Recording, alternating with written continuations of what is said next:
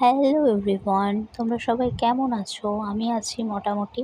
তো দেখো, আজ আমার আছে একটা কালী পুজো বাড়ির ইনভিটেশন। তো সেখানেই যাব, আমার ননদদের বাড়ি।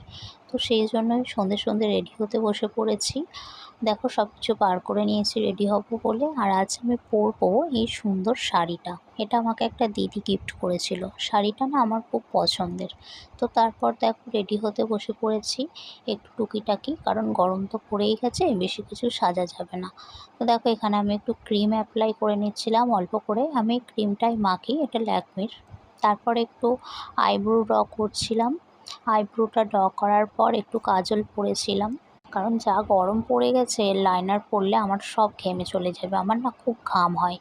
তো তারপর কাজলের পর একটু লিপস্টিক পরে নিয়েছিলাম। আর আমার না এই পিঙ্ক রঙের লিপস্টিকটা পরতে খুব ভালো লাগে, এই সেটটা আমার খুব পছন্দের। তো তারপর দেখো, আমি রেডি হয়ে গিয়েছিলাম। তোমরা অবশ্যই জানিও আমাকে কেমন লাগছে। তারপর দেখো, পুজো বাড়ি চলে এসেছি। আর এখানে কোল্ড ড্রিঙ্কস ছিল স্টলে, তো একটু কোল্ড ড্রিঙ্কস খাচ্ছিলাম। তারপর দেখলাম মাকে নিয়ে সবাই চলে এসেছে।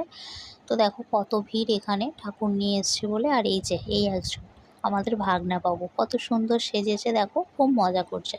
আর না, ওর তো নাইট ডিউটি বললামই, তাই ও ঘরে খেতে বসে পড়েছিল। তারপর আমরা একটু বসে পুজো দেখছিলাম। খানিকটা পুজো হওয়ার পর আমরাও খেতে বসে পড়েছিলাম, কারণ বাড়ি চলে আসতে হবে, তো তাই। ছিল জলের বোতল, স্যালাড, ভেজিটেবিল চপটা গরম ছিল, সেই জন্য খেতে খুব ভালো লাগছিল। মোটামুটি সব খাবারই গরম ছিল। তারপর এলো নানপুর, আর নানপুরির সাথে ছিল চানা মশলা। তারপরে ছিল চাটনি, পাঁপড়। আর আমার চাটনি দিয়ে পাঁপড় খেতে না খুব ভালো লাগে, শুধু পাঁপড় আমি খেতে পারি না।